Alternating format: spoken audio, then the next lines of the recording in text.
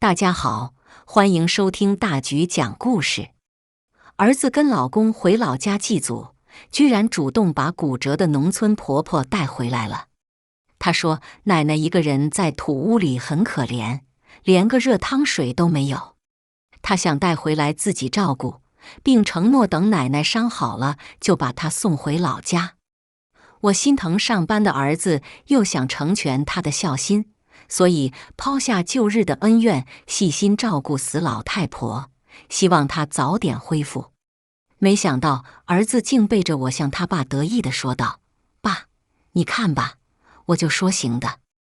我再装装可怜，奶奶就能一直让妈妈照顾了。”夜已经深了，主卧传来老太婆嚣张的声音：“猪肚鸡呢？还没做好啊？谁家媳妇像你这么懒？”我咽下一口气，将乳白色的汤汁倒进汤碗里。今天晚上已经开了3次火了，每次做完了端出来，老太婆就一脸嫌弃说不想吃了，让我换一样再做。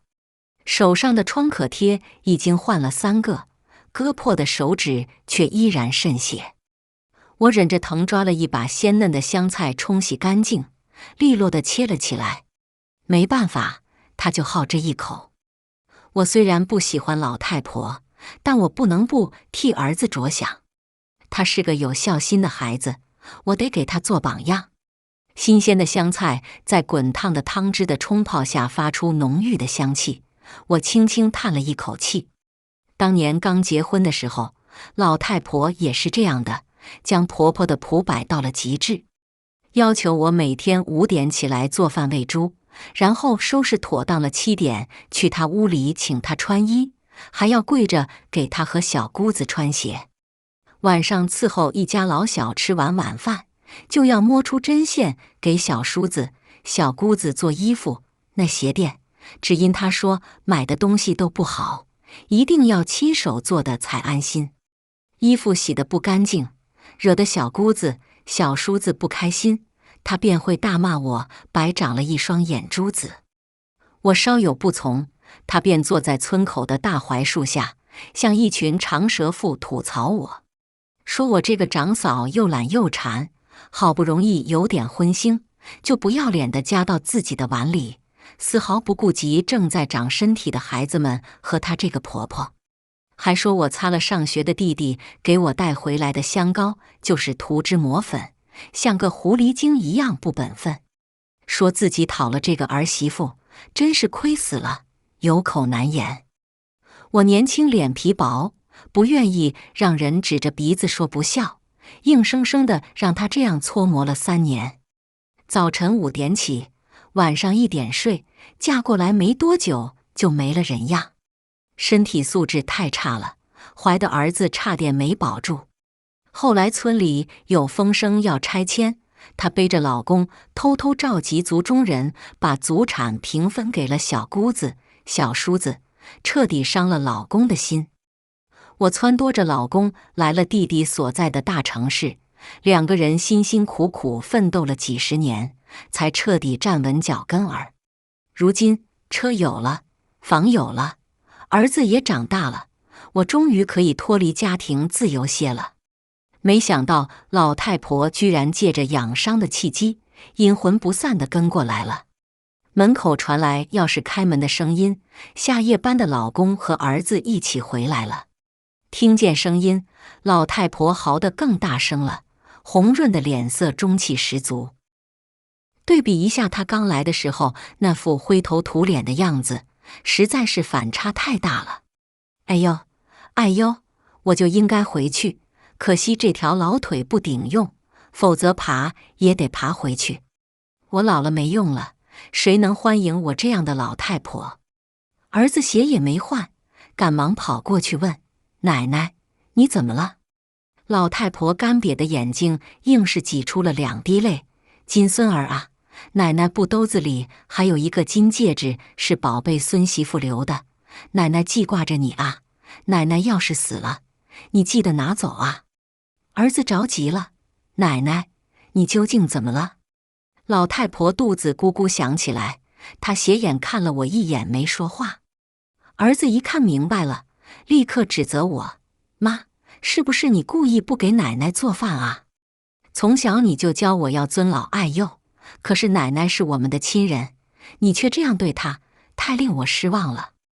我知道以前有些误会，但那都是几十年的事儿了，你就不能大度一点吗？要是以后我结婚了，青青也这样对待你，你会怎么想？我觉得你应该给奶奶道歉。我看着她不分青红皂白地维护老太婆的模样，寒心至极。这是我一手养大的儿子啊！农村那几年，老太婆苛待我，只许我吃些青菜汤水，不让我沾荤腥。身体亏空得太厉害，母体养分不够，儿子也先天不足，生下来就小病不断。为了给他补身体，我报了营养班学食补。别的小孩吃食堂，我一定会做好3餐给他送到教室去。他感冒发烧，我成宿成宿地守着他，每次他病好了，我自己却熬得大病一场。没想到这样呵护着长大的儿子，居然偏心从小没有喂过他1粒米的老太婆。就算我从来没有跟他说老太婆的恶行，就算他要孝敬奶奶，也不能这样冲我叫嚷啊！眼看气氛不对，老公出来主持公道：行了，你也别跟你妈妈喊了，你妈应该不是故意的，不需要道歉。转过头又对着我道：媳妇，我知道过去日子艰难，我妈的脾气也火爆，你们之间有过不愉快，但是那都过去了，别再揪着不放了，做人要大度。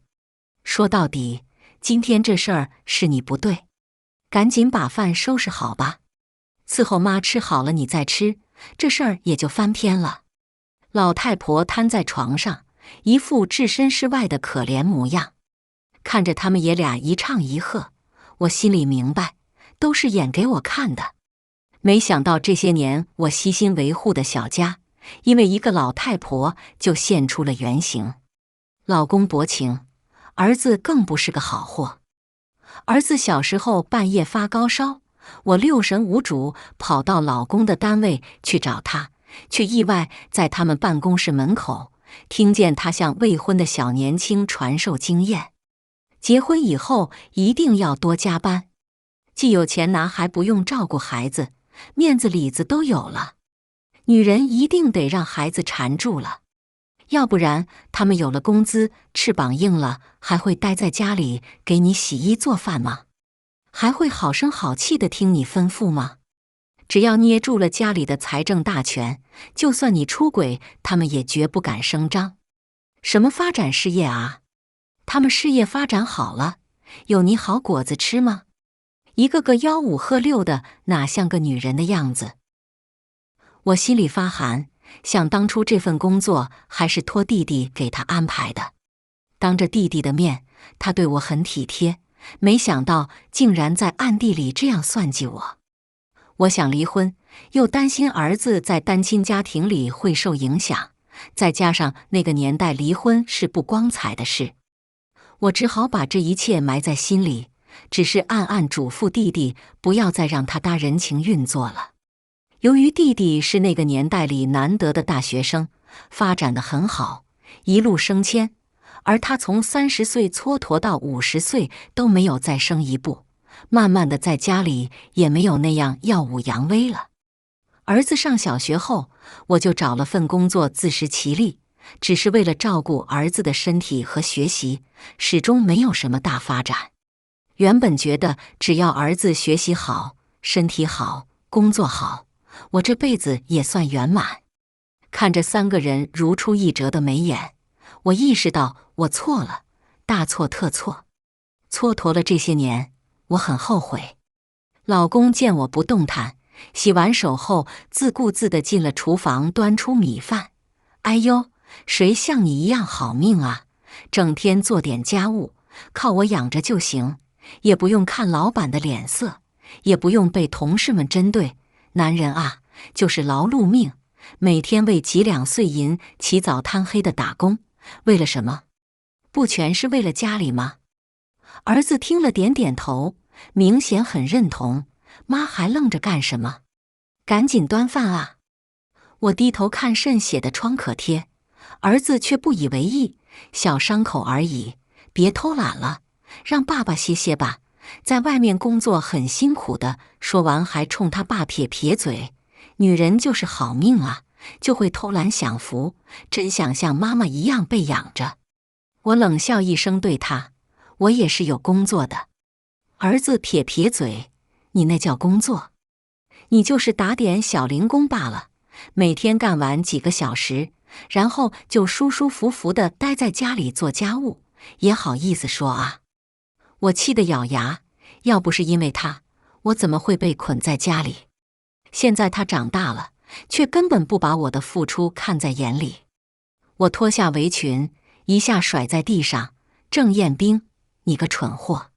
小时候，你爸为了不让你缠着他，经常偷偷掐你大腿，让你害怕他。在你3岁时，我想出去工作，托他照顾你，他却故意不给你穿衣服，把你冻感冒，然后打电话让我辞工作回家照顾你。8岁那年，他嫌你话太多，偷偷给你吃安眠药，差点把你毒傻了。听我有鼻子有眼儿地说出这些事儿，老公的脸色一下变了，他大声呵斥我胡说八道。儿子面色一变，说出的话却让我震惊，女人在家里照顾孩子天经地义。妈，你不要太自私，要不是我爸养着你，单凭你能挣钱养活我吗？那一瞬间，我的心凉透了。原本转身走人，但心中一动，我还是走进厨房，把猪肚鸡搅了搅，香味四散，飘在空中。熬了这么久，猪肚鸡咕嘟咕嘟的冒泡，已然是煮好了。我语气僵硬的大喊：菜在锅里煮好了，你们自己盛吧，我今天晚上值夜班就不吃了，先走了。儿子见我还不忘给他们熬汤，以为我被他说服了，不屑地冷哼一声：妈，你不要看那些鸡汤文就跟着发疯，说实在话，谁不想舒舒服服地待在家里，伸手就有钱啊？但是我和我爸不工作不行啊。在这个家里，你只要照顾好奶奶就行了，我们赚的钱也都交给你，你还有什么不满足的？见儿子向着他，老公终于舒出一口气，招呼道：行了，儿子，男人的苦他又怎么会知道？别管你妈了，自顾自进了厨房，先给老太婆舀了一碗，然后又带着儿子在餐桌前坐下来。关上大门，我听见里面欢声笑语。老太婆似乎要起床，拖着病躯给儿子舀饭。儿子感动地让奶奶躺着自己舀饭，奶奶却心疼道：金孙儿，舀饭都是女人做的事儿，你怎么能干呢？等奶奶好了，奶奶伺候你吃饭，奶奶亲你啊，就愿意惯着你。儿子感动道：还是奶奶对我好。奶奶，你是不是也受了她很多气？我知道，我妈就是个母老虎，整天还絮絮叨叨的，脏衣服扔在沙发上她骂我，周末玩个游戏她也骂我，我早就受够她了。我冷哼一声，我倒要看看你们能相亲相爱成什么样。那猪肚鸡里煮了几颗巴豆，伤不了人，却能让人拉一晚上的肚子。果然，半夜的时候，老公给我打电话，声音有气无力的，明显拉虚脱了。媳妇，不知道怎么回事儿，我们几个都拉肚子了。我和儿子还好能自己跑厕所，可是我妈她却动不了，都拉在床上了。你快回来吧。拉在床上，你跟儿子就给他收拾啊，不能让老人自己在屎尿堆里躺着啊，这要传出去，别人会戳着脊梁骨骂我们不孝顺的。老公讪讪道：我和儿子毕竟是男的，不方便，你快回来吧。我岂会如他意？我现在已经出了个事了，就算想回去也回不去了。这几天你们在家好好照顾奶奶吧。老公一听急了：怎么回事儿？你怎么已经出了个事了？家里这么多事儿，你怎么能撒手呢？收拾家里有什么难的？家务活都是很轻松的，顺手就干了。你和儿子自己收拾吧。我慢悠悠地涂完护手霜，才告知他们。对了，我们公司出了点急事儿，大晚上的没人，老板就把我这个值夜班的带上了。老板说了，还不知道什么时候能处理完这些事儿，所以也不知道什么时候能回来。什么？你怎么不跟家里商量一声就走了？你眼里还有这个家吗？你走了，家里这些事儿怎么办？你和儿子都是成年人，难道还照顾不好自己？儿子小时候你一走就是半个月，我也从来没有说过什么啊。老公理亏，但是火气很大，什么破工作，赶紧辞了回来。我却道，要上飞机了，有什么事回来再说吧，先这样吧，我挂了哈。话刚说完，也不管对面是什么反应，啪的一下挂了电话。太爽了，真是太爽！想想电话对面那张铁青的脸，我的胸口终于舒出一口气。紧接着，儿子电话又打了过来：“妈，你太过分了，你是不是在撒谎，故意躲清闲？你太小心眼儿了，你自私自利，难怪大家都不喜欢你。”说着说着，他好像又要拉肚子了，冲另一头喊：“爸，你快出来，让我进去啊！”我淡定道：“什么躲清闲？待在家里多舒服啊，做家务是享清福呢。你好好在家里享清福吧。对了，儿子，现在终于有好机会了，你就好好孝敬你奶奶，记得把她的屁股擦干净些，老人收拾不干净，味儿会很大的。”自顾自说完，我又啪的一下挂了电话。接下来，无论是谁打电话都不接了。老板看着我电话，一个接一个，有些担心：“周姐，你家里是不是有什么急事儿？要不你回去吧。”我却笑道：“感谢老板给了我这个好机会，我家里没什么事儿，儿子早就成年了，老公也有自己的工作，这时候正是好时候啊，我一定会好好工作的。”公司老板是位女性，看着很年轻，手段却很伶俐，我们私下里都揣测过她的年纪。不过，直到我在这家公司工作的第5年，都没听说老板有要结婚的消息。后来听说，女老板是个坚定的不婚主义者，公司就是她的孩子。原本我觉得不像话，哪个女人不该结婚生子啊？就像春华秋实一样，这是大自然的规律。可是这次跟着老板出来，我亲眼看到他3言2语就解决了别人的困惑，看到别人对他的尊敬和崇拜，看到更新奇的时代和更鲜活的人。我前所未有地体会到了工作带给我的尊重和乐趣。这么多年来，我一直顾着家里，把儿子当成自己的唯一，却忽略了别的广阔天地。出差这一路，我一直很激动，觉得自己好像又回到了20多岁，那种跃跃欲试与世界交手的感觉。直到打开家里的门，熟悉的陈设和沉闷的气氛才将我整个人拖回到现实。哎呦，女强人回来了，可真是会赶时候啊！家里都安顿得差不多了，你就踩着点回来了，要不说你是个人才呢，老板非得带着你出差呢。老公斜躺在沙发上看电视，看见我回来，眼皮都不抬一下。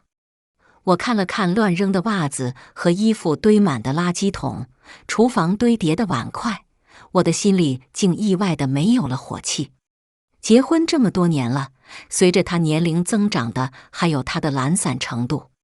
他总是嚷嚷着自己上班很累，而我自觉工资低，也不好意思让他分担家务，养出了这样一个衣来伸手、饭来张口的老男人。他窝在沙发里，头发油腻，肚皮肥胖，像手边的外卖盒一样邋遢。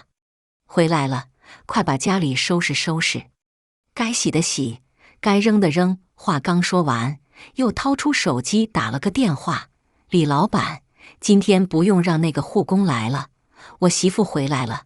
哎，对了，你们家的护工脾气也太大了，怎么能跟老人吵架呢？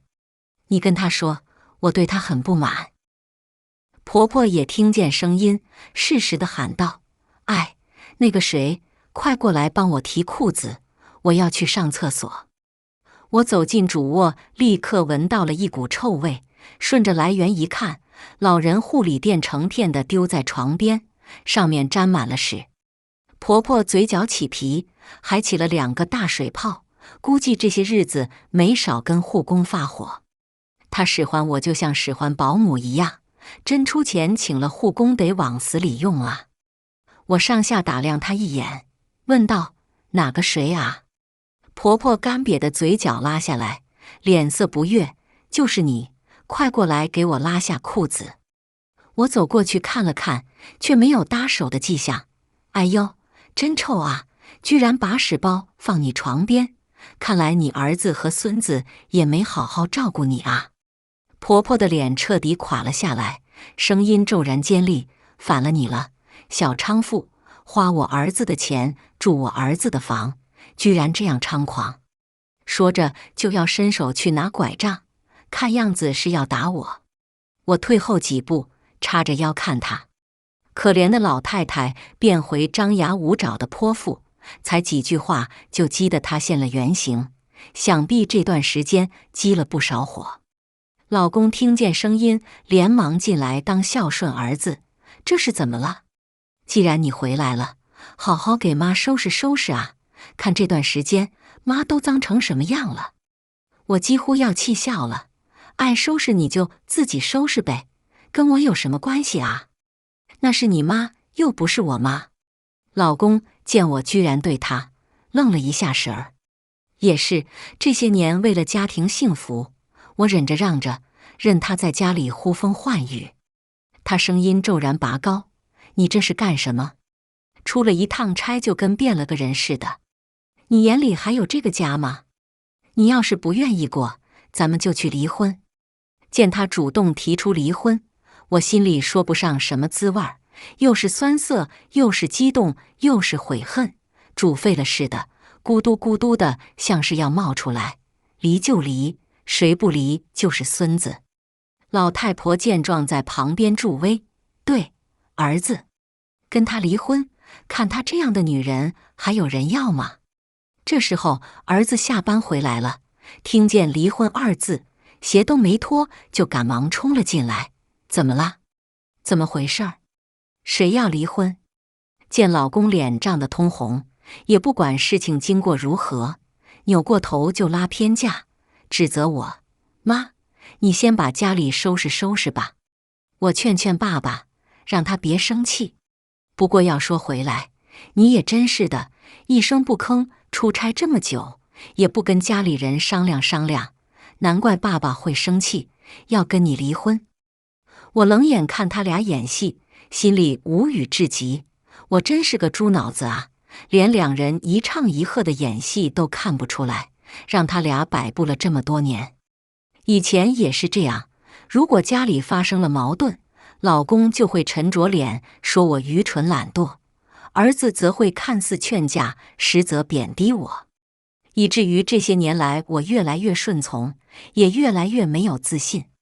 要不是老太婆来家里，我还反应不过来，原来我一直跟2位老演员生活在一起。不用劝，我也早就想离婚了。我回来就是要拿点东西，以后你们一家3口好好过。老公和儿子傻眼了，他们没料到我是来真的。我看着他们如出一辙的眉眼，讥讽道：“怎么着，又不想离了？怕失去我这个免费的保姆？不是说我没什么用吗？赚钱又少，脾气又差。”儿子急忙道：“妈，你这是说的什么话？你现在在气头上，说什么都听不进去了。你先冷静一点。”老公鼓着嘴不说话，面色难看。老太婆却在一旁叫嚣道：“让他滚！什么玩意儿？我儿子有工资有房子，什么女人找不着？说完不解气似的，捞着什么砸什么。一个玻璃底的烟灰缸朝我脸上狠狠地丢来，我伸手一挡，胳膊剧痛，不用看也知道砸青了。原本以为人变了之后，心肠会软几分，没想到坏人到老都坏得很。年轻时因为我多吃了一个鸡蛋，他抡起板凳就打我，使足了狠劲儿，打得我胳膊骨裂。我跟他说胳膊疼，想去医院看看，他却说我装。忍着剧痛的我被逼着下地干活，落下了病根，如今骨裂处阴雨天还会隐隐发痛。没想到他都这个年纪了，依然这样狠，明晃晃地把烟灰缸往人脸上砸。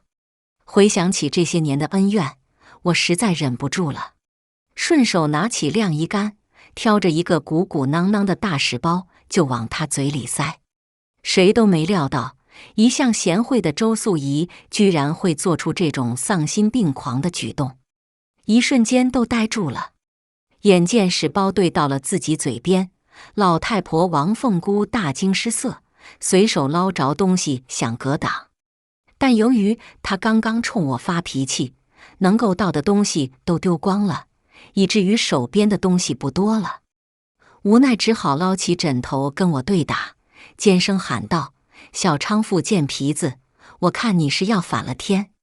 他越骂人，我越沉稳，专心致志地用晾衣杆挑着大屎包，使劲往他床上甩。百忙之中还抽空分辨了一下大小，哪个大我就先甩哪个。婆婆拿着枕头对开我的晾衣杆，试图躲避，效果却不咋地。石点子星星尖尖，甩得到处都是。老公和儿子躲闪不及，尖叫着蹦跳着，弄了满身。他们不想加入混战，只想逃离现场。可是却没料到，我却死死地堵住了房门口，他们两个想逃都逃不掉。恶臭味飘荡在四面八方，婆婆见躲闪不掉，索性一股脑缩回被子里，任由她的宝贝和儿子和孙子沾了一身屎。老公见场面混乱不堪，生气极了，大吼道：“我看你是疯了！你是疯了吗？这些屎甩在墙上怎么擦？你究竟还想不想过了？”我冷笑着说：“都要离婚了，我还管你这些屎强？”想起这些年的辛酸和隐忍，我怒气陡升，调换了目标，转头挑着屎包给老公郑广林吃。老公一边躲闪一边大骂：“离婚！我再要你，我就是狗！疯婆娘！”儿子郑彦兵见他爸爸躲闪得很狼狈，于是忍不住劝道：“妈，你这是干什么呢？你看在我的面子上，停手吧。对了，忘了还有这个狗东西。”3岁时，他把屎拉在了餐桌上，他爸立刻嫌弃地扔下饭碗，出去找馆子吃饭，一点儿都不搭手。我自己一把屎一把尿地把他养大，他长大居然变成了白眼狼。行吧，他既然主动提出，那我就给他点面子。我暂停了对老公的攻击，转而挑起屎包甩儿子。儿子始料不及，眼睁睁地看着一堆屎点子甩在自己的胸口上，崩溃道：“妈，你这是干什么？”我冷笑道：“你不是个孝顺孙子吗？怎么还会嫌弃你奶奶的屎？难道你都是装的？”屋里鬼叫狼嚎。我见屎包都甩得差不多了才住手，去另一个屋收拾完衣服，又掏出了结婚证：“走吧，我都收拾好了，不是要离婚吗？”老公看着我，眼神阴狠：“你这个疯子，就算你不提，我也要跟你离婚。黄脸婆，还没有一技之长，每个月拿那点工资都不够吃饭，等着喝西北风去吧。”我淡定地看着他，废话那么多，到底走不走？不走的话，我就接着甩屎了。次卧还有好几面墙干净着呢。老公被震慑住了，想打人，但是又怕我发疯，继续用屎扔他。贱人，饿死都没人给你收尸。我冷笑道：“我的事儿不用你操心。倒是你，好好想想自己怎么过吧。人懒得要死，脾气又差，常年吸烟，嘴里的味道比我太姥姥甲沟炎的白脓都臭，谁愿意挨着你？老公果然更气了。以往我都是一副顾全大局的模样，最近却浑身长刺，一副失智的模样。他被我最近的操作拱了一肚子的火，简单收拾后也掏出结婚证，急火火地跟着我去了民政局。事情发展得太快，出了民政局的门口，儿子还有些难以置信：“爸妈，你们真的要离婚吗？少年夫妻老来伴儿啊！你们也太冲动了。还好有30天冷静期，你们2个都冷静冷静。”老公扭头冲他大吼：“冷静什么冷静？难道你还想吃屎吗？你妈她疯了，她现在就是个疯子。”我翻了个白眼，不愿再跟他们待在一起。咱家里也没多少现金了，我就不跟你掰扯了，都给你吧。房子1人1套，儿子已经成年，也没有什么抚养权的问题了。就这样吧，咱俩就好聚好散。明天我让搬家公司去把我的东西拿走。老公脸色铁青，以后就算你求着我要复婚，我也不会理你的。我扑哧一声笑出了声。50多岁的老男人居然还把自己当成了宝。我在手机上设了一个30天的倒计时，眼见数字越来越小，我的心里越来越畅快，工作也更加有动力了。我的同事打趣我，离婚比医美还厉害，看我天天容光焕发的，自己都想离个婚了。就在倒计时5天的时候，儿子扛不住了，约我下班后去咖啡厅喝咖啡。我本来想拒绝他，但听到他声音，心里就又软了。半个月不见，儿子看起来疲惫了很多，穿的衣服也没那么妥帖整洁。妈，你到底是怎么想的？你快回来吧，都多大了还学人离婚赶时髦，不怕笑话。听到他这话，我心里那点仅有的柔情也都没了。他知道我自尊心强，爱面子，所以做事情总是碍手碍脚的，怕被别人笑话，就拿这个来拿捏我。我冷淡道：“笑话？这有什么可笑的？感情破裂离婚了，不是很正常吗？”儿子见一贯的手段不顶用了，有些诧异，不过联想到最近的甩屎事件，又不觉得意外。很快又换了一副腔调，可怜兮兮道：“妈，我不想你们离婚，我不想变成单亲家庭的孩子。我都这个年纪了，你也是要当奶奶的人了，你说说自己还折腾什么啊？”我冷淡地看着他，这不是很好吗？你已经成年了，单亲不单亲对你来说没有什么区别。儿子着急道：“那怎么能一样呢？你们都离婚了，你们自己过自己的，谁管我啊？我和青青都要上班，我爸也不可能给我们俩做饭啊。再说了，我们2个结婚后，谁来帮我看孩子呀？”我瞧了他一眼，似笑非笑：“你是怕弄丢了我这个免费的保姆，你就不怕我这个保姆给你饭菜里堆屎？”儿子一噎，想起那天的盛况，有些反胃，但想起今天的主要目的，还是忍着恶心替我辩解：“妈，我知道那件事，你是事出有因的。那天是奶奶太过分了。”我有些惊奇，原来这小子还是能够明辨是非的呀。看来这些年他心忙眼忙，只不过是因为没触及到自己的利益。一旦涉及到他自己的利益，他就能公正地考虑事情了。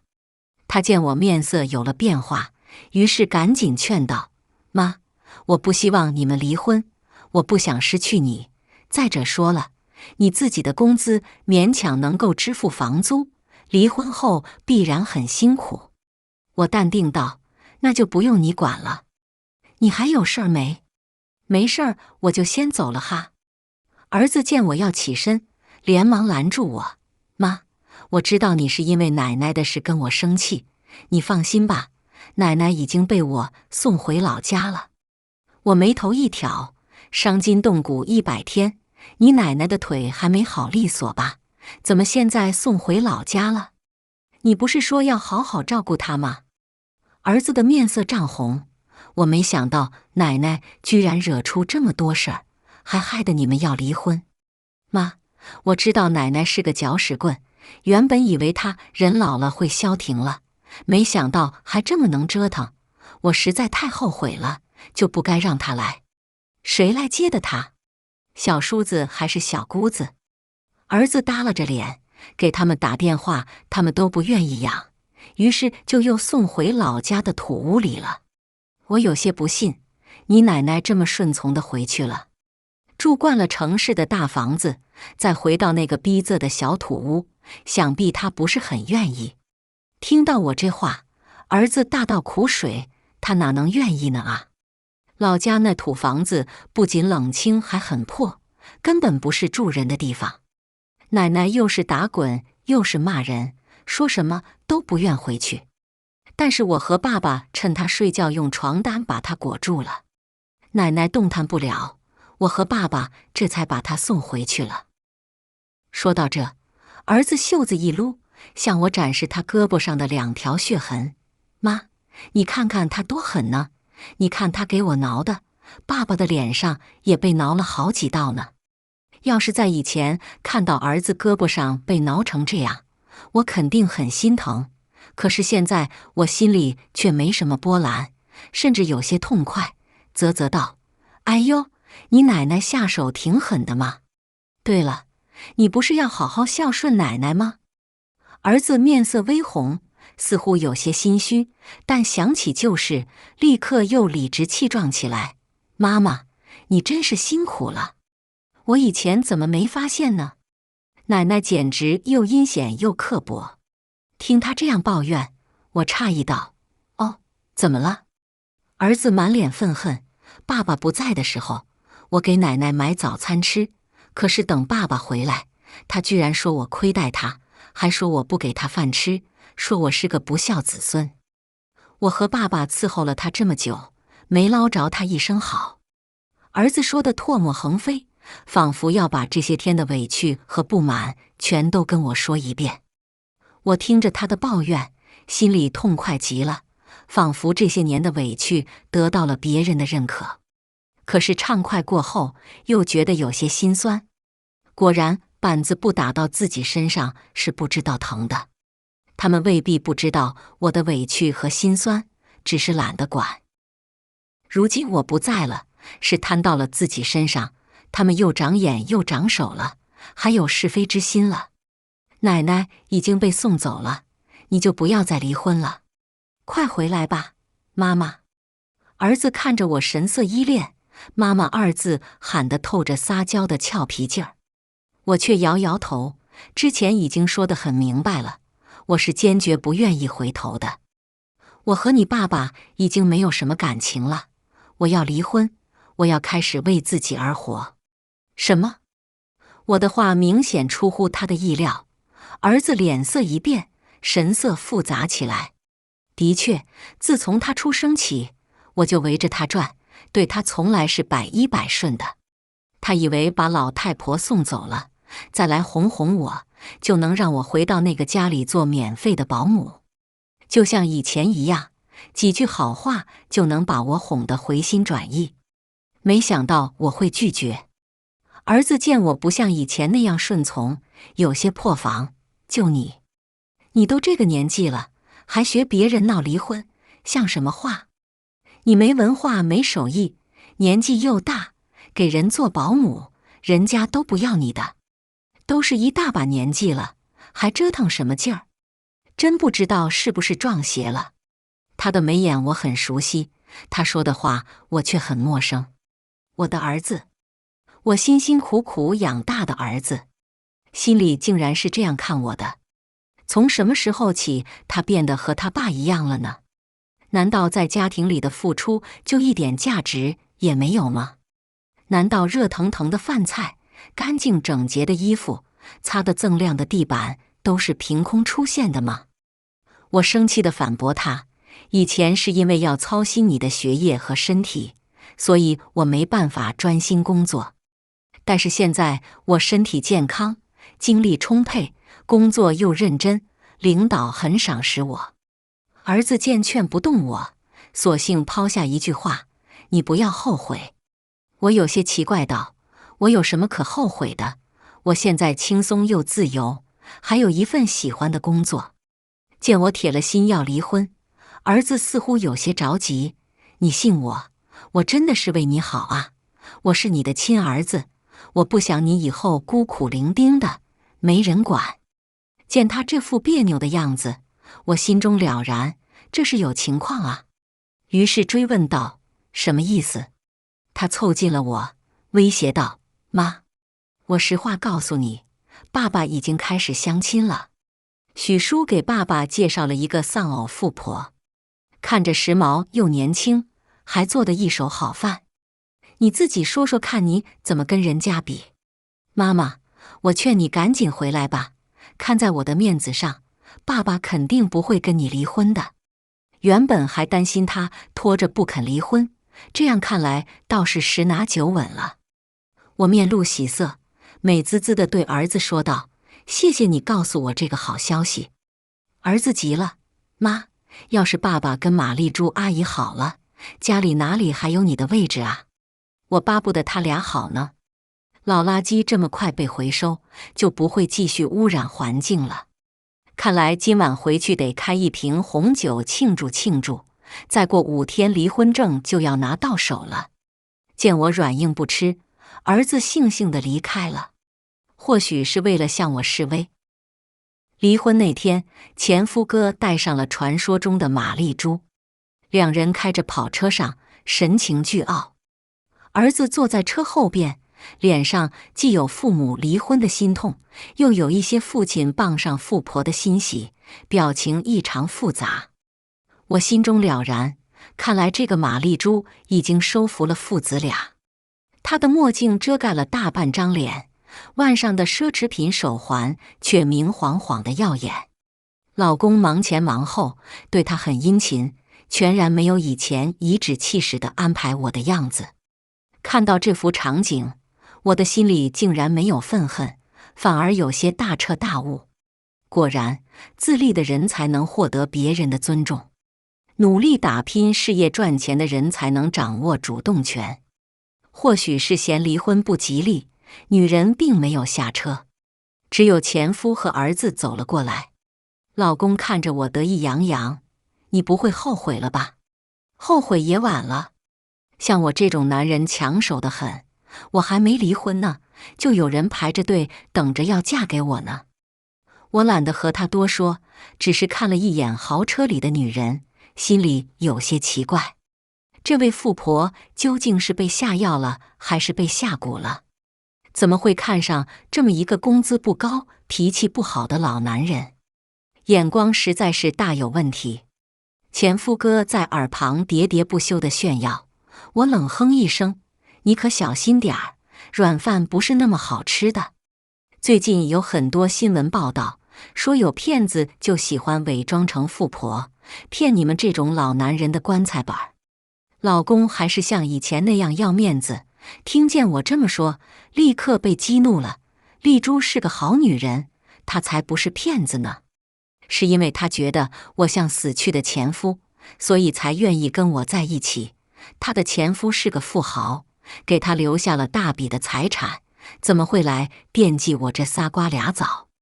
我冷笑道：那就好，既然这样，就祝你幸福，祝你们百年好合。他上下打量了我一眼，很不屑道：我们当然会幸福的。你这种长得不好看又没本事的女人，注定要孤独终生。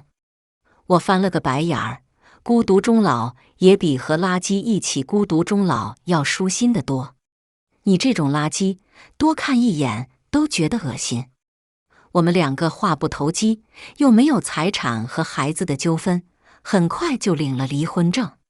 走出办公大厅的门口，儿子快步迎了上来：爸妈，你们回来了。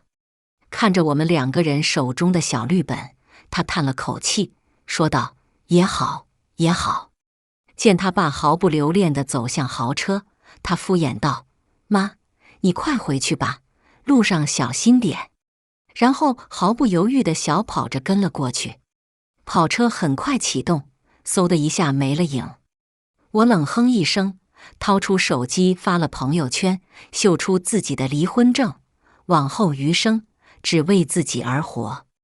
公司的领导同事们纷纷鼓励我，有的老同学怕我失落，还劝我去他们家里住几天。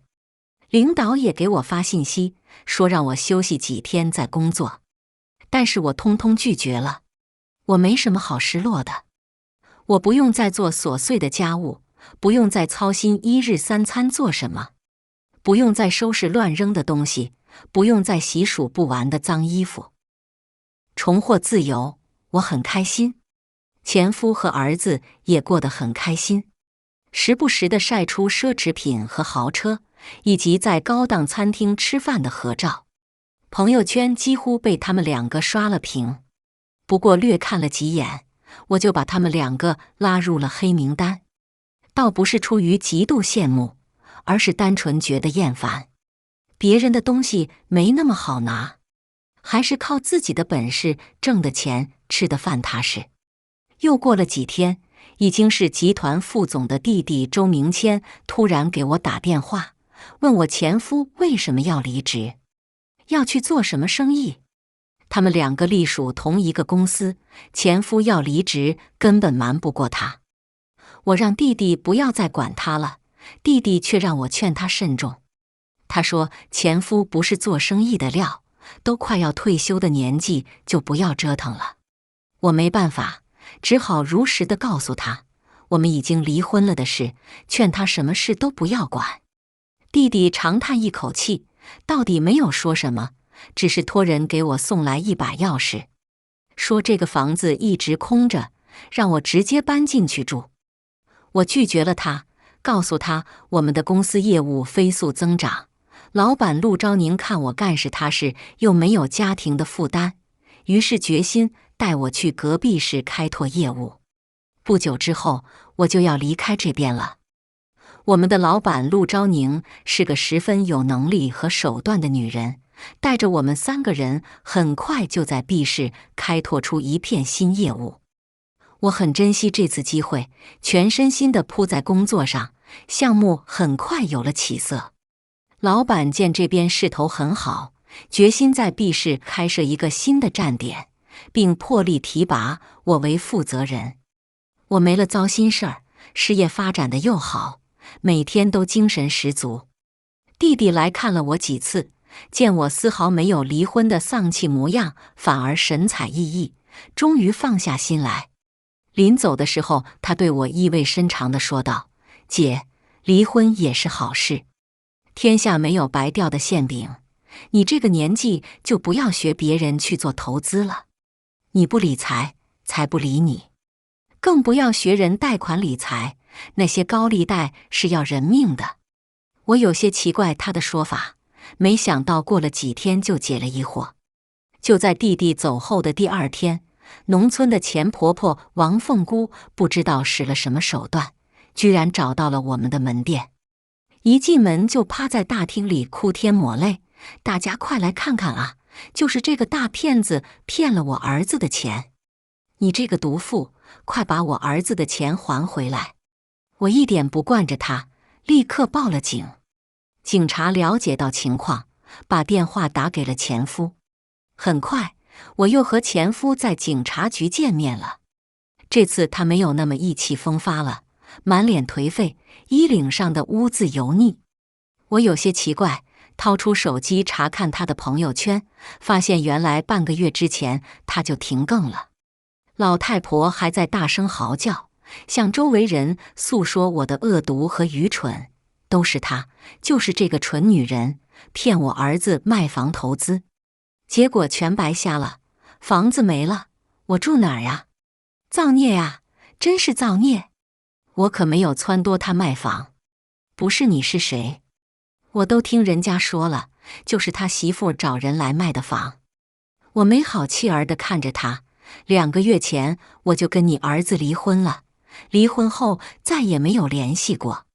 老太婆居然一愣：你们离婚了？怎么可能？哦，我知道了，你就是个骗子，你联合别人来骗我儿子。我几乎要气笑了，我要是个骗子，能跟他过20年。我要是个骗子，能给他生孩子。你就没问问你的好儿子，他离婚以后都干了什么吗？前夫哥郑广林或许感觉有些丢脸，忽然大喊一声，冲着老太婆不满道：够了！你来做什么？这些年来我偷偷寄给你的抚养费够多了，我弟弟和妹妹可从来没有给过你。老太婆眼睛一瞪，伸手就挠：你是长子，你是大哥，你就该照顾我们。我老了，当然得来投奔你了。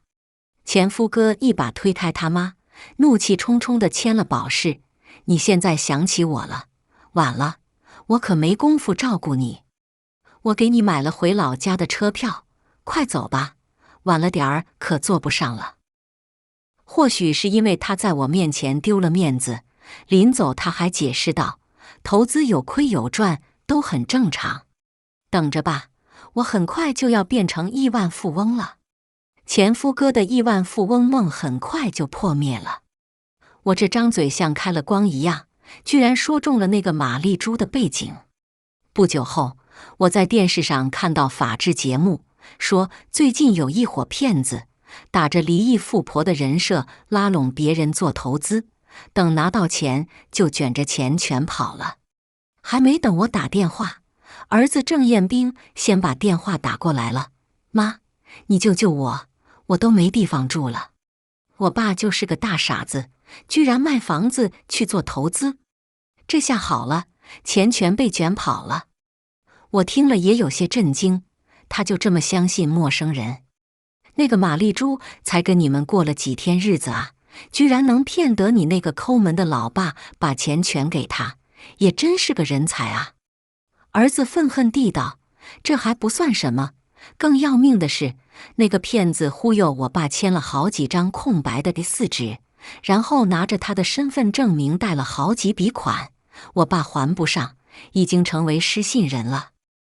我听了很是唏嘘，那个玛丽珠果真有几分手段，就算是假富婆，现在也变成真富婆了。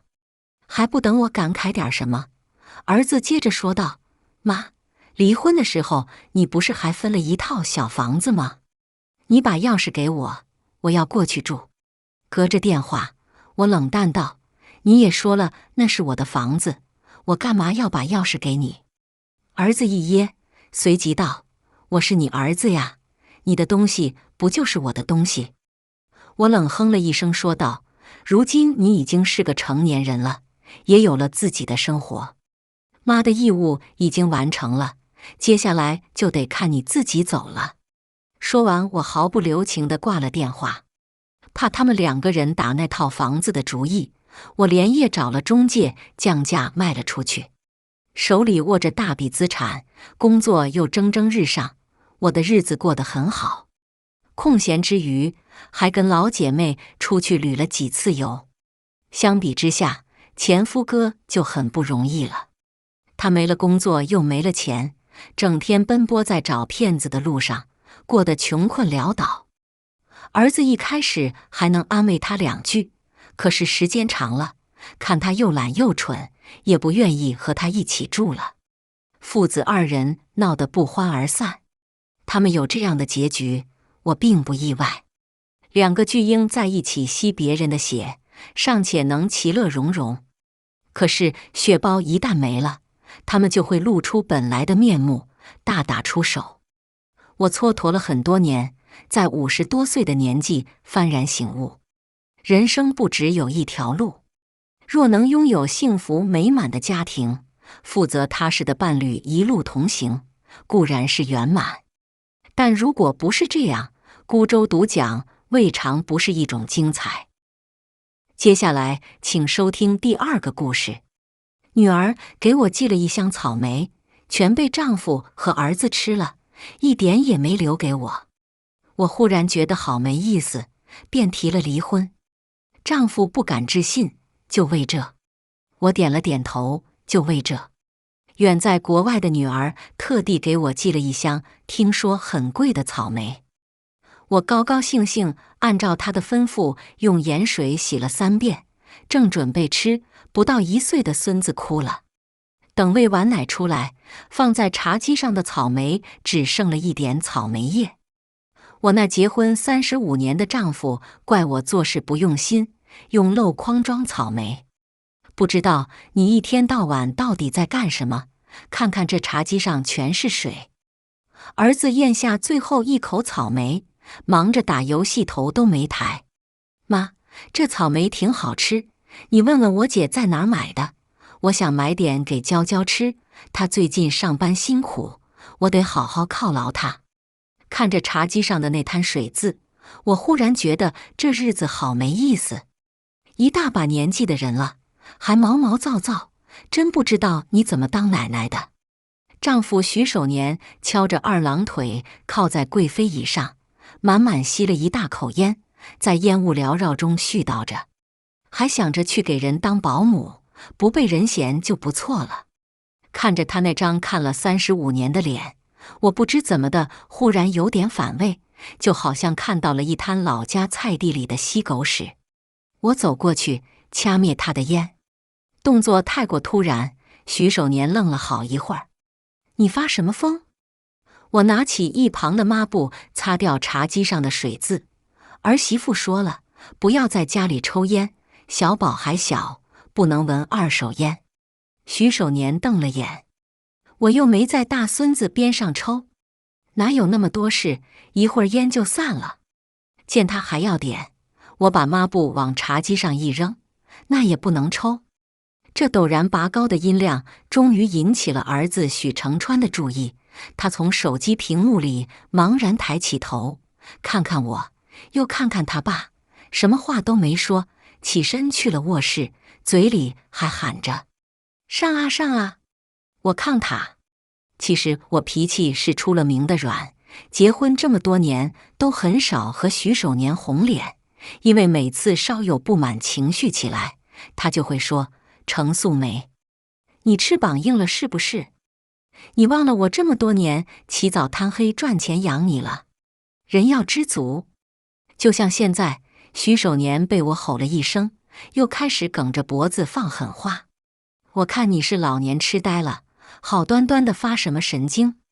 不喜欢烟你就别待在这个家，有本事你就离了我的房子，这也是我的房子，夫妻共同财产，你凭什么赶我走？这话是向晚教我的。自从他开始独立，就总喜欢说我是个包子，任由他爸拿捏了几十年，要我硬气点。我们妇女能顶半边天。妈，难道你打算这辈子都惯着他们吗？你现在也才50几岁，给他们当老婆子，还不如来和我一起看看外面的世界。我嗫嚅着嘴，不知道怎么反驳他。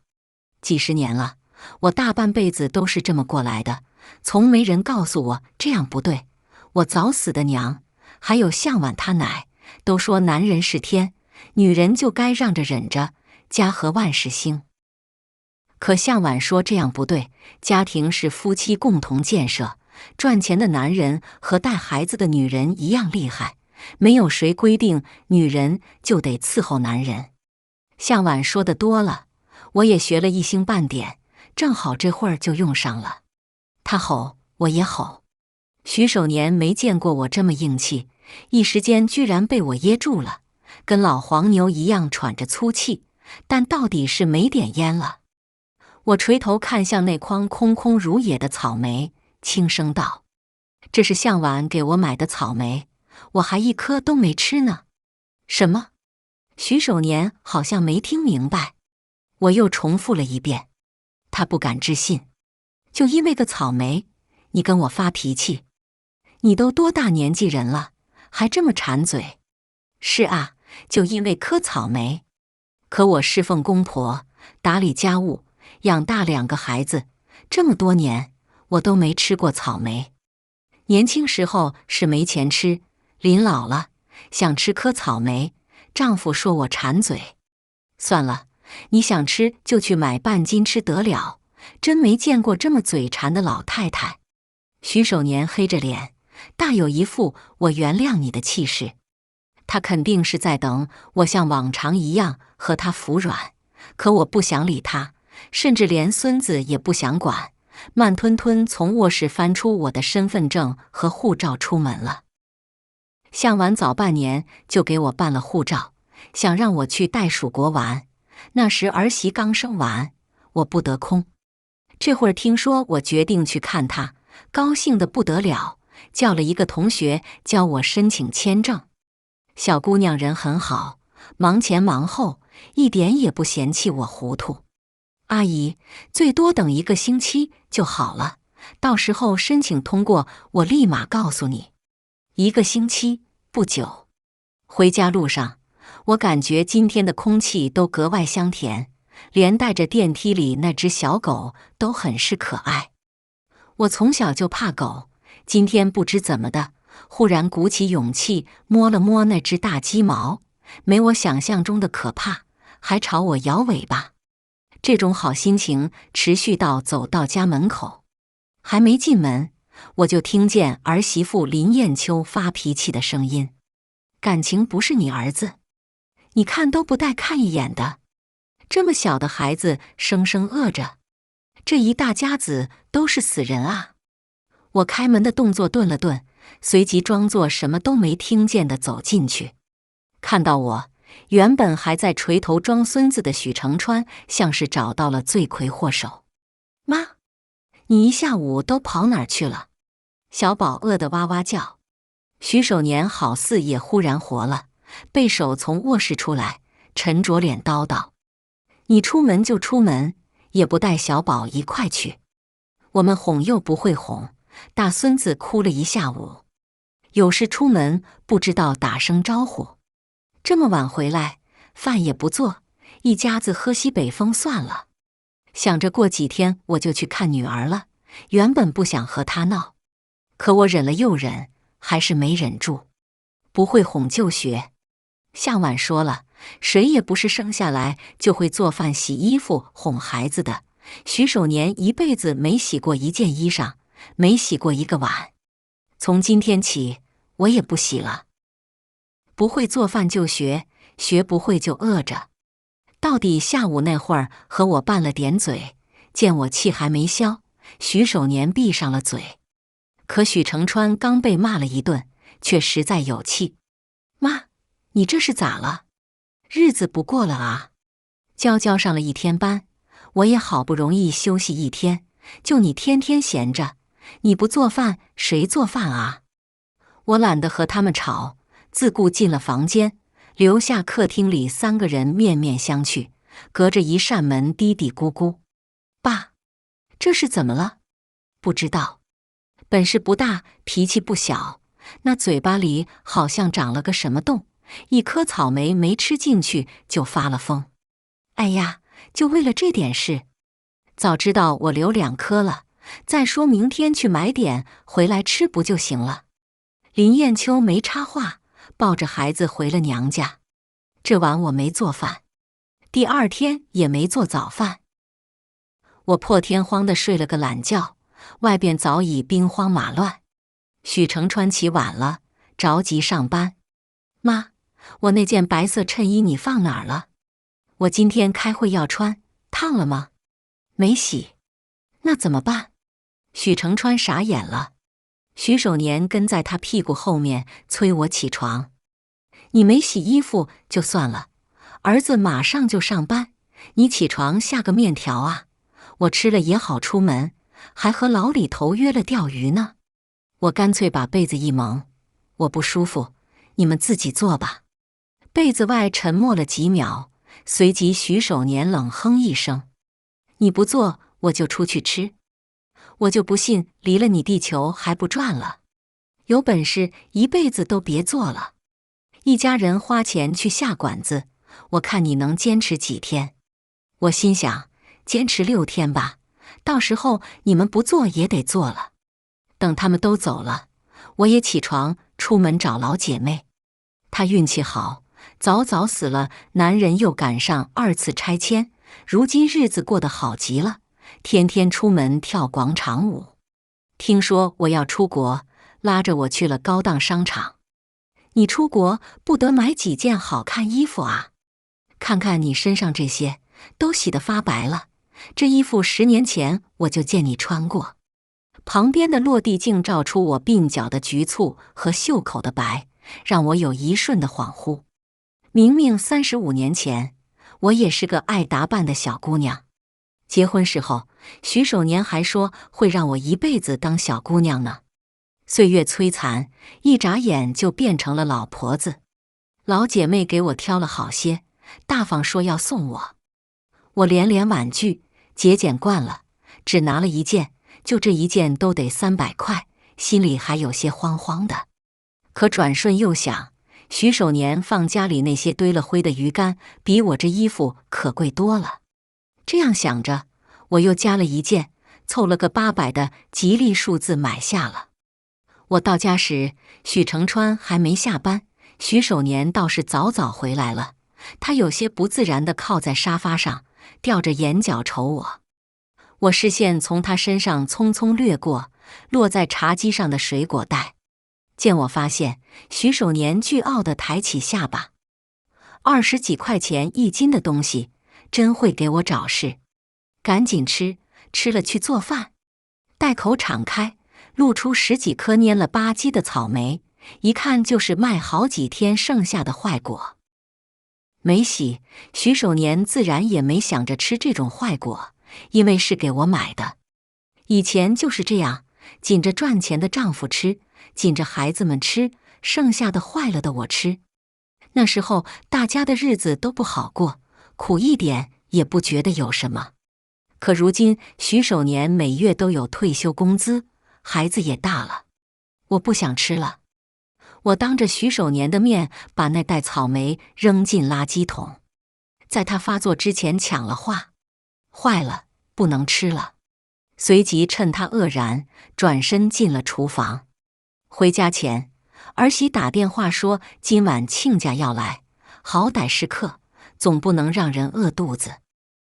林艳秋是单亲家庭，亲家公年前脑溢血瘫了半边身子，现在看着好像更严重了，坐着轮椅来的。刚坐上饭桌，林艳秋就提出想要把亲家公接到家里来。妈，我爸离不了人，我算了算账，请护工保姆至少6000一个月，我和程川的工资加起来还不到2万，实在划不来，不如等这个护工走了，接他过来住这边，一大家子照顾着。咱家正好还多一间杂物间，整理出来给我爸住就行了。现在住的那套房出租，租金也能贴补些生活费。我还没说话，徐守年和许承川就点头答应下来。应该的，应该的，女婿就是半个儿，何该孝顺老丈人的？放心吧，娇娇，咱们一屋子人，指定能照顾得好好的。嘴里特地为今晚待客准备的红烧排骨味如嚼蜡。我在他们一声声附和中，抬起头看向徐守年和许承川：“是你们来照顾吗？”儿子儿媳天天要上班，徐守年是个十指不沾阳春水的爷，这份重担无疑会落在我的头上。前些年没日没夜伺候徐守年他爸妈的情景，不自觉就在脑子里响起。生病的老人打不得骂不得，又时常闹得人不得安宁，是真累啊！我好不容易把重病的公婆送走，如今又要我照顾一个半瘫病人，想想都窒息。我的声音很轻，但立刻就把桌上的氛围冻到了0点。徐守年皱起眉头：“你这几天鼻子不是鼻子，眼睛不是眼睛的，到底想干什么？不就是照顾一个半瘫病人？你从前都做惯了的，怎么就不行了？”他放下手里的碗：“程素梅，你下午花了我800块钱，买的什么衣服？金子做的吗？这就算了，我当花钱消灾。可你蹬鼻子上脸，再这样下去，我1分钱也不会给你。老婆子一个了，不管儿子不管孙子，难不成你还想离了这个家，学外边那些不三不四的，一把年纪了还闹离婚？离婚2个字让我神情一怔。是啊，离婚。我之前怎么没想过离婚呢？看我不说话，徐守年顿了顿，放软了语气。我知道你不高兴，所以我今天下午不是还特地跑去给你买草莓。人要知足。许承川连连点头。就是。妈，我不是你亲儿子吗？帮帮我们就这么难？许承川长得和他爸年轻时候一模一样，脸上尽是对我的不满，好像我欠他的。随便你们，反正我不管。话音刚落，徐守年手里的碗就砸了过来，然后落在地上，哗嚓一声响。行啊，用不着你，不就是照顾个人吗？真以为缺了你这个家就不行了？你不管我来管。许承川，你以后就当没这个妈。我捂着见血的额头，半晌没回过神。等我反应过来，一桌子人已经离了饭桌。许承川还在嘀咕着：妈，你也别怪爸，你太过分了，一点小事翻来覆去的闹。这晚我问了女儿关于离婚的事，父子俩说干就干，护工一走，亲家公的行李就搬了过来。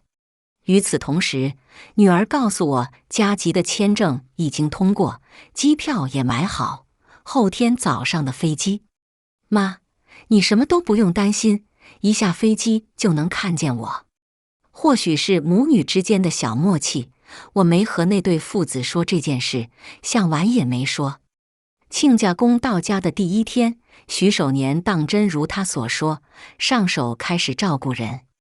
只是换纸尿裤时候忍不住呕了半天，帮人擦身子的时候又吐了半天，才照顾了1天。晚上等许承川一回来，他就开始诉苦：你爸这腰都断了，某些人跟没看见似的，一整天都坐在那沙发上看电视，良心都被狗吃了。我当作没听见的，默默收拾阳台上种的盆栽。这2盆立格海棠脾气大，浇水太多或太少都容易死，出国又不方便带，只能送给老姐妹养着。徐守年指桑骂槐，许承川也跟他爹阴阳怪气，2人都眼巴巴望着我，期待我再一次低头，期待我嘴里说些他们爱听的。可我转身就进了卧室。我太了解这对父子了，吃准了我容易心软，先把事儿揽下来，到时候2手一摊，把事情又交给我。只是这一回，他们怕是要自讨苦吃。在一起30几年，徐守年没见过我软硬不吃的样子，总想着我不会那么狠心。当晚老李头来约他次日去钓鱼，他想都没想，一口就应下了。故意当着我的面开免提，我自然也听见了那个电话。可他既然没和我开口，那我也就当作没听见。第2天一早，提前他1步出了门。只是没想到，等我再回来，要是打不开家门了。那是一把崭新的锁，就要是打不开。我打电话给许承川，电话那头支支吾吾半天，只憋出来一句：妈，你和爸道个歉吧，我还要上班呢，你们大人的事我也不好掺和。话说到这里，我哪里还不明白，徐守年是故意的。我让他出不了家门，他就让我进不了家门。隔着防盗门，我听见里头传来徐守年带着怒火的声音：现在晓得回来了，喜欢往外面跑是吧？那就永远都不要回来了。我在门外站了好一会儿，不知道为什么，过往种种在那一刻如走马灯，在我脑子里一幕幕闪过，又定格在某个时间。年轻时候，我和徐守年也闹过这么一幕。那时候我刚生下许承川，月子都还没出，就发现丈夫和隔壁一个寡妇眉来眼去。那是我和他闹得最大的一次。我抱着许成川哭着跑回了娘家。那时候其实我是想过离婚的，可我刚在娘家住了不到1个星期，就听见嫂子和哥哥抱怨，本来就不宽裕，现在又多2张嘴，哪有嫁了人还回娘家打秋风的？我娘也劝我，男人都这样，花花肠子多，只要还能回家就是好男人。为了2个孩子，忍忍也就过去了。你都结婚了，嫁出去的女儿泼出去的水，我们也不好多管。我后知后觉，发现自己忽然成了没家的人，于是只能自己灰溜溜回去了。那一次，许守年也是这样故意把我关在门外，直到许成川哭得上气不接下气才打开，一脸我就知道的表情，像现在这样讥讽我。现在晓得要回来了。女儿昨晚问我为什么突然想要离婚，我当时不知道怎么回答她，现在却有了答案。年轻时候没勇气做的事，总不能一辈子不去做吧。好在我的行李一早就送去了老姐妹家，借宿1晚也不是什么难事。第2天一早，老姐妹开车送我去了机场。登机前，许成川给我发了信息：妈，你能不能不要这么犟？跟我爸打个电话，发个信息，认个错就那么难吗？搞得我和你儿媳妇在家里外不是人。许守年也发了信息给我：程素梅，你长本事了，我不耽误你，要不就离婚好了。我回了一个好字，然后把手机关机，换成了向晚同学给我办的新电话卡。老姐妹在一旁笑笑：真离啊。我也笑笑，还有好些日子活呢，换个活法。许守年结婚30几年，从没有感觉日子有这么不顺心的时候过。刚给老伴发去一个下台阶的信息，给儿子打了个电话：我看你妈能在外头住几天，到时候还不是要灰溜溜的回家来。爸，我都听你的，我也劝妈了，没事的，你先看几天，过2天就让妈来接手。可是电话还没打完，客厅里办摊的亲家公又在喊着尿尿了，要换尿不湿。卧室里话都说不清楚的大孙子饿得哇哇哭，要喝奶。他忙完老的忙小的，因为太过着急，玻璃奶瓶不小心摔在地上，刚泡的奶又洒了满地。眼看大孙子哭得上气不接下气，他着急忙慌去拿拖把来拖地，一个不小心又滑倒了，脑袋撞到了床角，眼前一阵阵的黑。等他缓过劲来，大孙子脸都哭红了，他只好随便揉揉摔伤的胳膊，一瘸一拐又去泡奶粉。等大孙子喝完奶，睡得香甜，许守年就坐在床边一动不动地看着窗外。不知道为什么，他忽然就想到30年前，妻子程素梅刚生下许成川那会儿，大女儿向晚还只有2岁，大冬天的不小心跌进了粪坑，臭气熏天，他嫌弃得很，吼着让妻子赶紧收拾。那时候没有什么热水器，洗澡要烧水，妻子好不容易烧好水，准备给女儿洗澡时，向晚已经冻得嘴唇都白了。偏偏这个时候，2个月大的许成川饿了，也像小宝这样哭得哇哇叫。妻子在一旁急得团团转：老许，你给孩子喂点吧，橱柜里有米粉，我实在腾不开手。他那时候是怎么说的来着？这么点小事都要我来，你没吃饭啊？哎呀，臭死了，离我远点。后来他也没去喂奶，借着加班的口子出门去打牌了。等他再回来，儿子已经吃饱喝足，睡得香甜，女儿也变得干干净净。许守年以前从来没想过程素梅当时是怎么把2个孩子都顾上了，只觉得她明明可以做到，非要让她来做，是不是吃饱了撑的？可是这一刻，他不知怎地，忽然就想起了多年前这一件微不足道的小事。打那以后，程素梅再也没有让他带过孩子，让他省心了一辈子。徐守年以为这辈子可以一直这么顺，没想忽然有一天，同床共枕了30几年的老伴罢工了。他不做饭，不洗碗，不帮衬儿子，连孙子也不管了，跟鬼上身了似的，嚷嚷着什么男女平等。这都什么话？男女什么时候平等过？想到这，他想起之前给程素梅发去的那条信息。算了，都老夫老妻的人了，老这么吵架也没意思，要不然他就退一步道个歉吧，总不能一直这么僵着。可他拿起手机，戴上老花镜，想编辑一条看起来语气温和一点的信息时，只看到聊天框里对面发来孤零零一个好字。好什么？离婚吗？来澳大利亚的第1个月末，向晚说他隔壁那对夫妻朋友想请我去他们家里工作。那是对年轻人，不怎么会做饭，又爱吃家乡菜，尝过我的手艺后一直念念不忘。向晚抱着我胳膊撒娇：我是不想妈妈去的，反正我工资高，养咱们母女2个够够的，不过还是要征求一下妈妈自己的想法。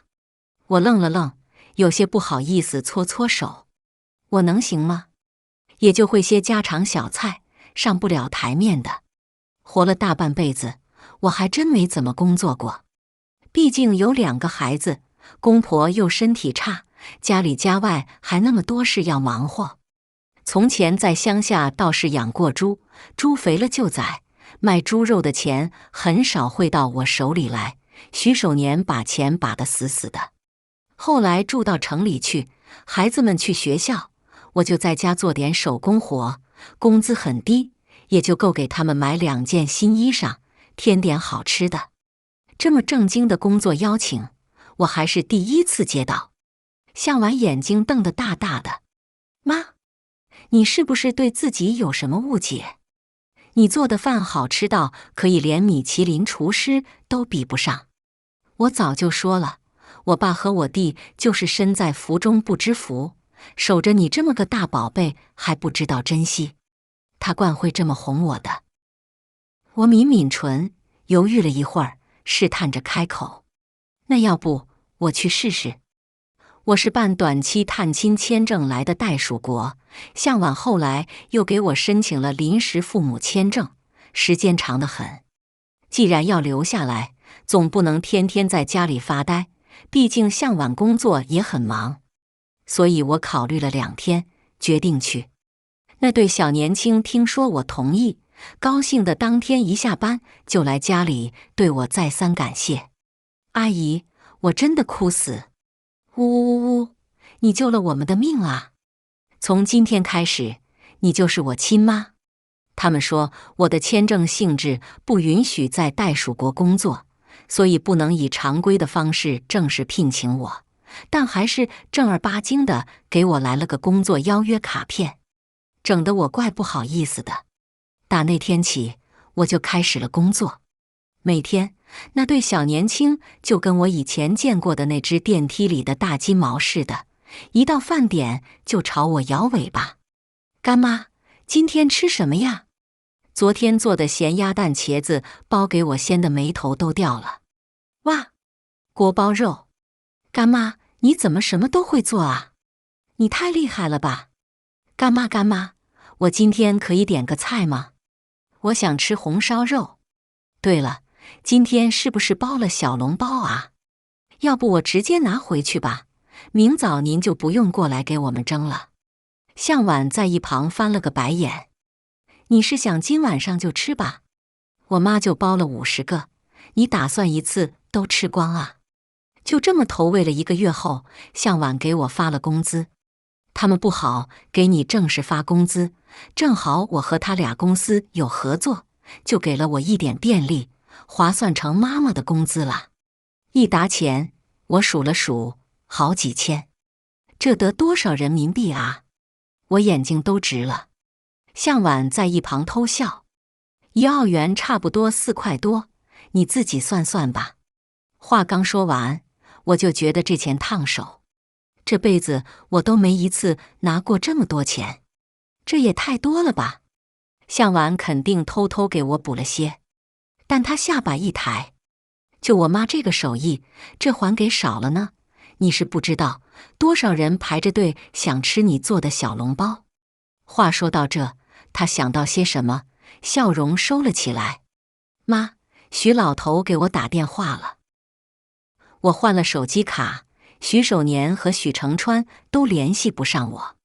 出国的头几天，他们还和向晚发信息抱怨：你妈，咱妈老了，却越来越不懂事，家里一堆事不管，也不知道跑哪里去浪了。向晚冷眼听着他们的抱怨，随即扭头和我讲：这就是我不结婚的原因，家里2个男人，没一个有良心，我算是看透了。我很愧疚给他带来这么不好的成长环境，唯一庆幸的是，当初徐守年不让向晚上大学时，我硬着头皮省吃俭用，又向老姐妹借钱给他凑齐了学费生活费。他学习一向好，次次考试都是年级第1。当年听闻徐守年不想送他上大学，在我面前哭得眼睛都肿了。我难道不是爸的亲生女儿吗？为什么程川随随便便就能买一双大几百的鞋子，我却连书都读不了？凭什么说女儿不如儿子？我到底差哪里了？我还就不信了，我要是混出人样来，指定让您过上好日子。我前半生做的最大胆、最正确的，恐怕就是违背徐守年的想法，送向晚去上学。否则我的女儿或许真有可能像我一样，下半辈子嫁给一个不怎么样的男人，过着不怎么样的日子，连吃一颗草莓都是恩赐。我到袋鼠国的第15天，徐守年终于扛不住了，没日没夜哭闹的大孙子，洗不完的衣服和碗，搞不完的卫生，天天烧黑烧糊的饭菜，外加一个瘫了的亲家公，让他身心俱疲。他终于想起了我的好，大半夜打电话给女儿：莹莹，你妈的心是真硬啊，爸累的腰都直不起来，每天晚上睡不着。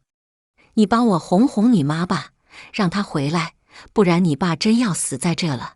爸知道错了，等你妈回来，我天天买草莓给她吃。向晚觉着好笑，冷不丁就告诉他：爸妈在我这。电话那头的徐守年沉默了将近1分钟，随即才疯了似的：你妈出国了？真出国了？什么时候走的？你们母女俩瞒我们瞒得可真好。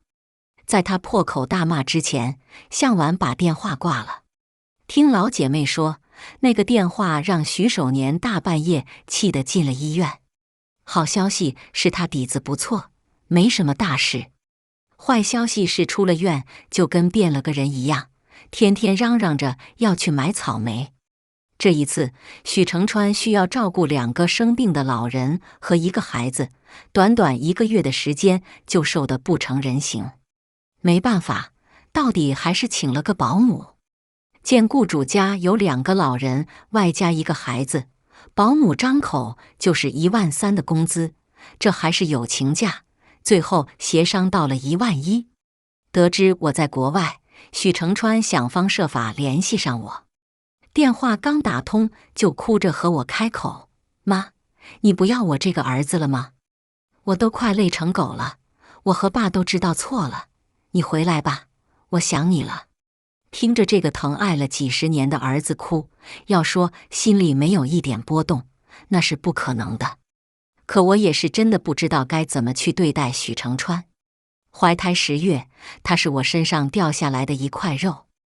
我亲眼看着他从一个小小的婴儿长成如今的模样。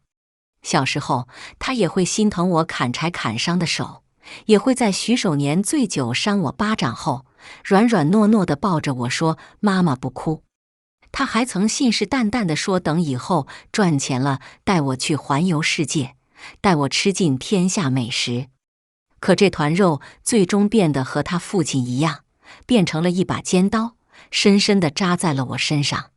如今他在我面前哭，说他知错了，说他以后一定好好孝敬我。可我却不信了。或许向晚说的没错，他们不是知错了，只是后悔了。后悔那天没有给我留下一颗草莓，以至于我借此彻底死心。又一年草莓上市的时候，向晚亲自开车带我去摘了好多草莓，有白的、红的，甚至还有漂亮的粉色，还给我拍了很多照片，发到了国际版社交网站上去。配文：草莓盛宴，妈妈值得拥有一切美好。网友们纷纷点赞。这哪里是妈妈，这是姐姐，玫瑰点缀屁剧。哇哦，我知道这个阿姨是我朋友的干妈，这阿姨做饭老好吃了，好羡慕呀！退休年纪了，可以出国到处玩。许成川也在下面留言：妈妈看着年轻了好多。许守年不怎么会玩这些，听说他拿着儿子的手机翻来覆去看了那些照片很久，半晌才喃喃低语：你妈年轻时候其实也挺好看的，那时候我一眼就相中了。末了，他们长叹一声，红了眼。一颗草莓而已，家里也有，怎么就不回来了呢？他们还是不明白，固执地认为我长达1年的离开只是因为那颗草莓。向晚对此不屑一顾：哪里是不明白啊，就是揣着明白装糊涂。既得利益者也是沉默的施暴者，他们不承认你的价值，因为承认了他们就得付费。他们回避问题的真正原因，只为了保证自己的利益不被破坏。在他们眼里，所有的事都是芝麻小事，但满地都是芝麻。我觉得女儿读书多，女儿说得对。在那个家中30几年，我积攒了无数的满地的芝麻，跪着捡怎么也捡不完，只有站起身来，离开那些芝麻，我才能再也不用去捡。这1年，我每天都过得很充实，除了每天要开火做饭，洗衣服有全自动洗衣烘干机，洗碗也有洗碗机，就连向晚养的那只漂亮的德牧犬，都会自己给自己放粮。我存了点钱，眼看着属于我的银行卡账户余额越来越多，心里也变得越来越踏实。我想好了，如果女儿愿意一直和我住，那我就守着她；如果女儿想结婚生子了，我也不打扰她，给她伺候完月子就回国，找个适合养老的城市自己个儿待着。当然最要紧的还有一件事。在澳大利亚待了1年半后，我回国了。向晚陪着我一起回来的，接机的是我老姐妹。她好像新找了一个老伴，但是没有领结婚证。说起这件事来，她满脸的骄傲。领结婚证做什么？我都半截身子入土的人了，感受一下黄昏恋就行，男人靠不住的。我给她竖了大拇指。这姐们年轻时候比我还老实，男人一死，她比脱了缰的野马还潇洒。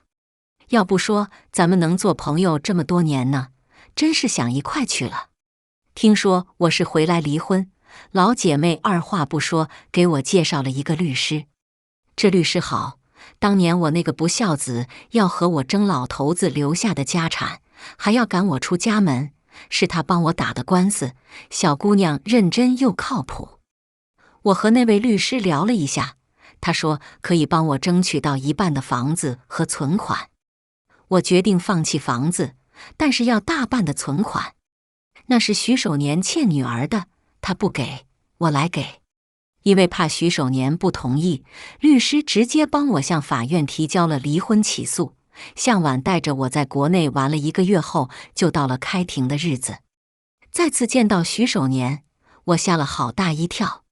在我的印象里，他一直都是个还算帅气的小老头，年轻时候长得好，老了也周正。可现下两鬓斑白，脸上添了无数皱纹，1年过得像20年，仿佛受了好大的搓磨。明明做了30几年的夫妻，明明只分开了1年多，我俩再见却恍若隔世。看见我，他神情都有些恍惚。素梅，为什么要离婚啊？30几年了，我们都结婚半辈子了，怎么就走到这一步了呢？我知道自己错了，儿子也知道了。你要是不愿意和我们住，那你就一直和女儿过吧，能不能不离婚呢？我们从一穷二白走到今天，实在很不容易，哪有快到头了还分开的老夫老妻啊？素梅，你再好好想想好不好？我从没见过徐守年这么卑微又可怜地和我说话，那双浑浊的眼睛里尽是虔诚的祈求，好像我要和他离婚，就是整个世界都要抛弃他的感觉。哦，不对，也见过的。30多年前，我和他相亲不顺利那会儿，我也见过他露出这样的表情。那会儿我爸妈看上了我另外一个相亲对象，因为那人给的彩礼更高。徐守年听说后，从厂里一路狂奔到我家，半路摔了一跤，还跑丢了一只鞋。怕被我爸妈嫌弃，他只能躲在我家屋后的鸡圈里。好不容易等到天黑，我出来赶鸡回笼，才小心翼翼地凑上前来。素梅，你能不能不嫁给那个人啊？你等等我，我马上就升职了，我会多攒点钱来娶你。黑暗里陡然冒出这么个人，我吓得差点尖叫。看清是他，心脏跳得更快了，只是半天都没开口说话。他急得像热锅上的蚂蚁，怕唐突了我，又怕错过了我，懊恼地捶了一下自己的头，又被先前摔伤的地方疼得龇牙咧嘴。平日里能说会道的那张嘴，愚笨的一个劲重复着那几句话。在月光中，我当时也看到了这样一双虔诚干净的眼睛。他和我说，我保证以后一定对你好。你说东我不敢往西，你吃肉我喝汤，只要你肯嫁给我。30几年前，他如此赤诚地和我表白说想娶我。我带着满腔期待走进了和他的婚姻，随后日渐在婚姻里失去自我。30几年后，他也是这么诚恳，请求我不要离婚。可我对他的寄语早已消磨殆尽，只剩无尽的厌烦。思绪收回，我认认真真看着徐守年，声音淡淡的，但莫名有力量。徐守年，我的确不想和你过了。不是因为那颗草莓，纯粹只是不想和你葬在一起，也不想带着徐守年老婆4个字进棺材。我讨厌自己身上到死还打着你的标签。这话一出口，徐守年好似蓦地被一块大石头压弯了几倍。我清晰地看见他眼睫一抖，瞳仁里瞬间就没了光亮。半晌，他才哆嗦着嘴唇开口：素梅，是我对不住你。离婚官司进展得比想象顺利，徐守年最终没再挣扎，在财产分割协议上签了字。我拿到大半存款的那天，在银行 ATM 机前反复数了3遍数字，那些零像会跳舞的蝌蚪，让我眼眶发烫。这是我用半生时光换来的自由筹码。女儿说要带我去云南，我把存折锁进行李箱最底层，像藏着个天大的秘密。飞机掠过云海时，向晚指着舷窗外的霞光说：妈，你看那像不像打翻的草莓酱？我笑着拍他手背，忽然发现自己的指甲不知何时留长了，涂着向晚硬给我买的豆沙色甲油，在阳光里泛着温润的光。民宿开在洱海边的巷子里，青石板路蜿蜒着通向洱海的粼粼波光。我在院子里种满了三角梅和蓝雪花，那2盆历经波折的丽格海棠被我安置在茶室窗边。每天清晨，我系着向晚绣着花瓣阿姨字样的围裙，在厨房里熬银耳羹，包玫瑰鲜花饼，蒸汽氤氲中，恍惚又回到了从前的灶台前。但此刻飘着的不再是压抑的沉默，而是游客们此起彼伏的惊叹。程阿姨，这桂花糯米藕的香气能勾魂。姐姐，能不能教教我做鲜花饼的秘诀？客人错把我认成向婉姐姐时，向婉总会笑得直不起腰，而我红着脸给他们添茶，竟也不觉得窘迫。我们拍的短视频意外火了，评论区总有人问：阿姨还缺女儿吗？被程阿姨的生活治愈了，这些滚烫的字句像春日的细雨，一点点浸润着我干涸多年的心。某天傍晚，我接到林艳秋的电话，小宝在电话那头奶声奶气地喊奶奶，背景音里传来许成川手忙脚乱打翻水杯的声响。林艳秋叹了口气，声音却带着笑意：妈，成川现在洗碗都能哼歌了，说要把以前欠你的活都补回来。我望着窗外被夕阳染红的洱海，忽然想起徐守年最后一次见我时佝偻的背影。有些债不是弥补就能一笔勾销的，但至少年轻一代开始懂得负重前行的滋味。向晚说要带我去西藏看雪山，又计划着冬天去哈尔滨看冰灯。我摸着存折盘算着，等明年开春就把民宿扩建个阳光花房。那天夜里，我做了个梦，梦里的草莓田望不到边，红得像火，甜得像蜜，而我和向晚在田埂上笑着奔跑，再也不用担心谁会抢走属于自己的那一口甜。